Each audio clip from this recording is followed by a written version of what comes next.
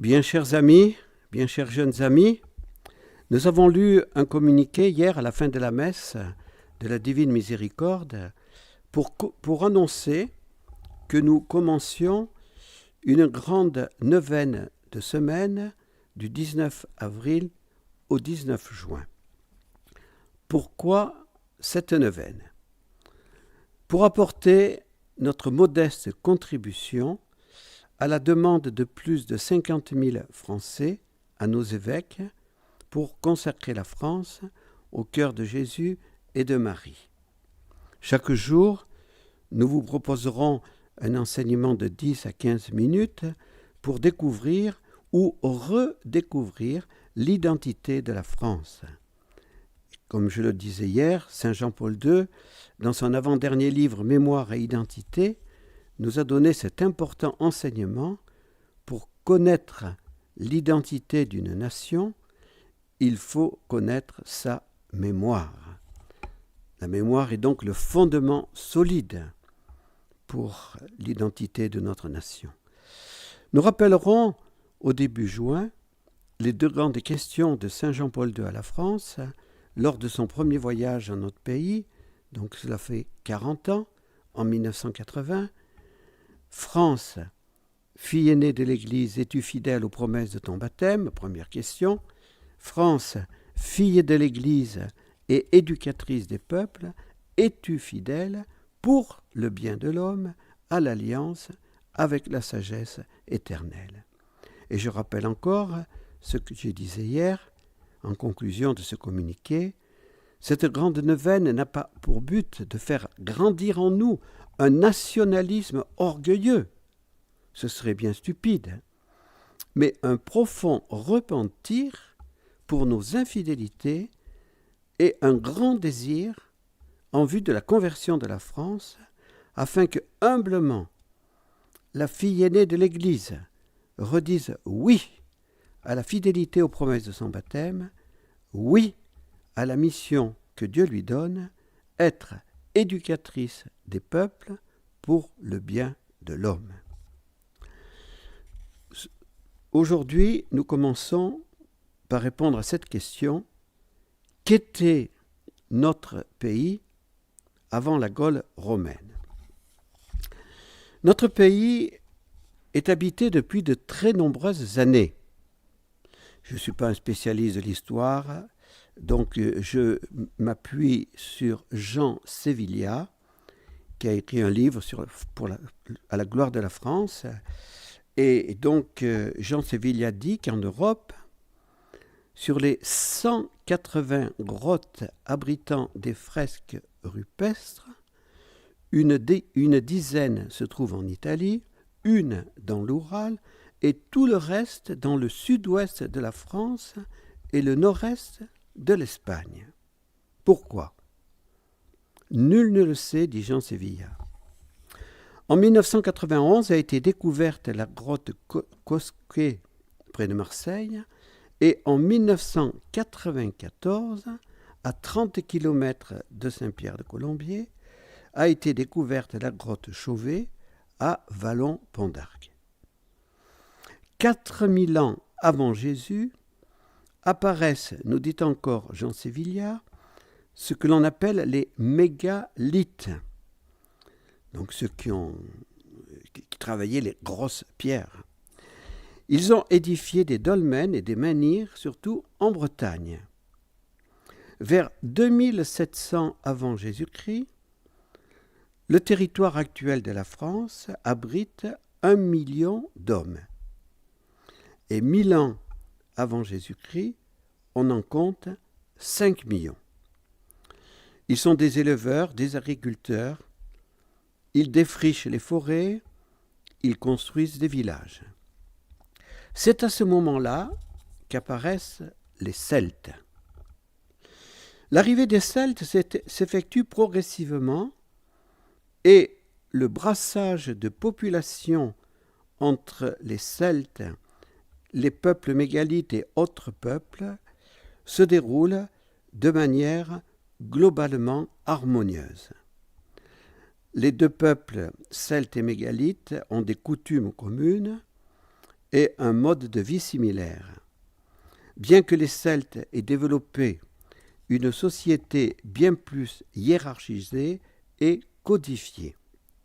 Les mégalithes étaient des païens qui vénéraient les éléments, l'eau, le feu, le soleil par exemple. Les Celtes, eux, avaient des dieux auxquels ils vouaient un culte beaucoup plus organisé. Jean Sévillia dit que pendant des millénaires, les Celtes ont campé dans les steppes d'Asie centrale. Peu à peu, ils se sont dirigés vers l'ouest, sans doute poussés par d'autres peuples. Ils ont longtemps stationné dans le territoire actuel de l'Autriche, où l'on retrouve des vestiges de leur civilisation. Ils ont poursuivi leur migration jusqu'en Espagne. On les retrouve en Italie du Nord, comme sur le territoire de la France. Les historiens grecs ont appelé ces peuples les Celtes. Les historiens romains ont appelé ces Celtes qui vivaient dans notre pays les Gaulois. Dans l'imaginaire national, écrit Jean Sévillia, les Gaulois occupent une place à part en raison du rôle d'ancêtres commun à tous les Français que le XIXe siècle leur a fait jouer et en raison de la figure de Vercingétorix. Et qui ne connaît pas les aventures d'Astérix et d'Obélix? Mais l'archéologie, dit Jean Sévillia, a totalement transformé notre regard sur les Gaulois qui n'ont jamais formé une unité. Oui, ils sont des guerriers redoutés, mais ils ne passent pas tout leur temps à faire la guerre. Ils continuent le travail de défrichage et de culture accompli par les populations qui les ont précédés. Ils ont façonné le paysage rural qui perdurera jusqu'à nos jours. Ils ne vivaient pas au fond des forêts dans des huttes. Tout cela, c'est de la légende. Les campagnes gauloises sont quadrillées de champs. Les fermes peuvent être distantes d'1 kilomètre ou plus. Les Gaulois sont aussi des artisans. Ils vendent aux Romains de l'étain, des lainages, du blé, des salaisons, du bétail, des chariots, et ils achètent aux Romains de l'huile et du vin. Nos Gaulois ont inventé le tonneau. Notons encore qu'après leur arrivée sur notre sol, les Celtes représentent moins de 10% de la population de notre pays qui va s'appeler la Gaule. Donc, lorsqu'on parle de nos ancêtres les Gaulois, il faut que nous soyons prudents, parce que 10% de 8 millions, ça ne fait que 800 000. À la veille de la conquête romaine, en effet, 8 millions d'habitants peuplent déjà la Gaule.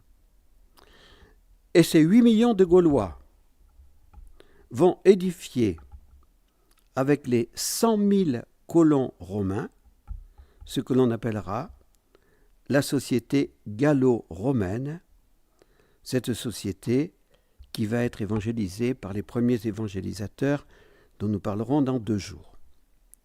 Notre pays va connaître alors une grande prospérité pendant 3 siècles, jusqu'aux grandes invasions des barbares. Jean Sévillia dit que la Gaule forme un nœud d'échange avec la Grande-Bretagne, les pays d'au-delà du Rhin, l'Espagne et surtout la Méditerranée et l'Asie. On appelle la Galilée on peut dire le carrefour des nations. On pourrait aussi appeler la Gaule carrefour des nations.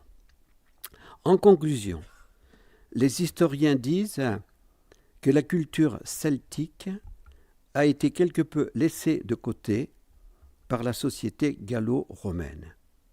Il faut dire que le mode de vie véhiculé par les Romains offrait de nombreux avantages, l'organisation d'une société bien structurée, une qualité de vie indéniable, les thermes étaient dédiés à l'hygiène et au bien-être, les théâtres assuraient le divertissement de la population. Voilà, je vous ai fait un résumé qui ne vient pas de moi. Je me suis servi surtout, je vous dis, du livre de Jean Sévilla. Il y a d'autres livres que l'on peut parcourir. J'espère que ces petits enseignements journaliers ne vous ennuieront pas trop, parce que l'histoire m'a ennuyé pendant longtemps, quand j'étais dans le secondaire, donc je ne suis pas un fanat de l'histoire.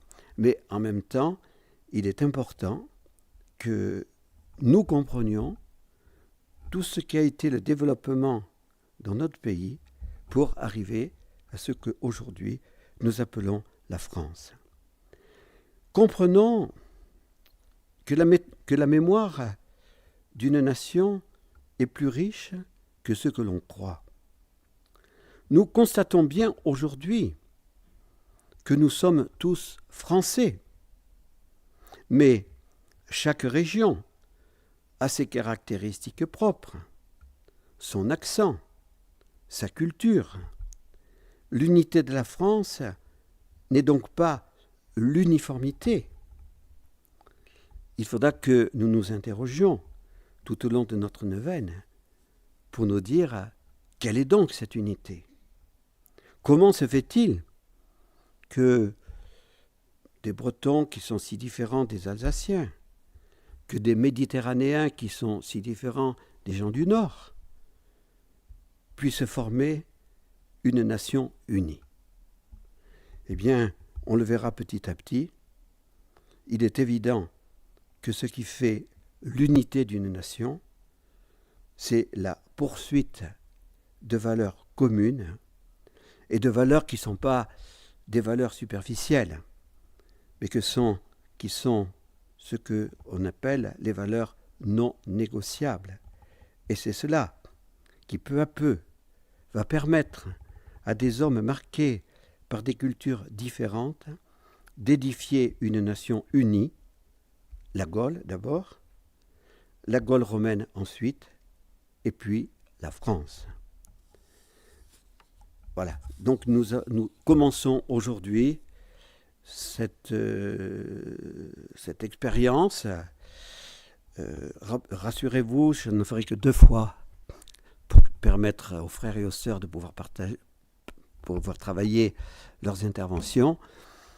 Et nous essaierons avec vous de mieux découvrir ce qui fait notre nation.